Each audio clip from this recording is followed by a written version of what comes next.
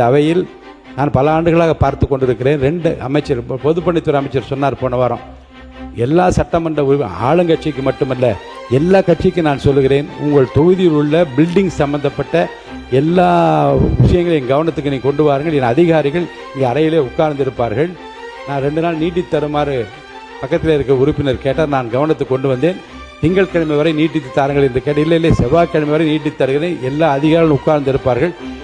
கட்சி வித்தியாசம் இல்லாமல் எல்லா உறுப்பினர்களும் உங்கள் தொகுதியில் இருக்கிற பில்டிங் சம்பந்தப்பட்ட கட்டிடங்கள் சம்பந்தப்பட்ட எல்லா பிரச்சனையும் கவனத்துக்கு கொண்டு வாருங்கள். எங்கெங்கே ரெட் லேபிள் ஒட்ட வேண்டும், எங்கெங்கே கிரீன் லேபிள் ஒட்ட வேண்டும், ஆரஞ்சு எங்கே ஒட்ட வேண்டும் என்றெல்லாம் முடிவெடுத்து உடனே பணியாற்றும் வாருங்கள். இந்த புதிய அணுகுமுறை இதுவரை சட்டமன்ற வரலாற்றில் இருந்ததாக எனக்கு தெரியவில்லை.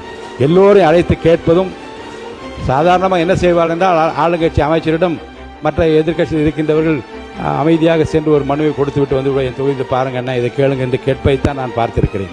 ஆனால் அவையிலே வைத்து எல்லா உறுப்பினரும் குறையை தாருங்கள், குறையை தீர்த்து வைப்பதற்கு முதலமைச்சர் ஆணையிட்டிருக்கிறார் என்று சொல்லுகிற அந்த வார்த்தையும், அதேபோல் நீர்வளத்துறை அமைச்சர் இந்த காலையில் தான் வந்து பதில் கேள்வி கேட்டால் உடனே வந்து அவர் ரெஸ்பான்சிபிலிட்டி ஈஸி என்று நான் ரொம்ப வியந்து கொண்டு உட்கார்ந்தேன். என்ற உடனே அது வந்து பதில் கேட்டு விட்டார், உடனே பதில் சொல்ல வேண்டும் என்ற ஆர்வத்தோடு அவர் வந்து இங்கே அமர்ந்து பதில் சொன்ன விதமும், இப்போ என்ன சொன்னார் என்றால், உங்கள் தொகுதியில் என்ன பிரச்சனை இருந்தாலும் எங்கிட்ட கொண்டு வாங்க, நான் என்னால் முடிஞ்ச வரைக்கும் உடனே தீர்க்க நின்று ஆளுங்கட்சிக்கு மட்டும் சொல்லவில்லை, இருக்கின்ற எல்லா உறுப்பினர்களுக்கும் சொல்லுகிற இந்த முறை அதை அவையிலே அறிவிப்பது இதுதான் முதல் முறை இந்த வரலாற்று என்று நான் கருதுகின்றேன்.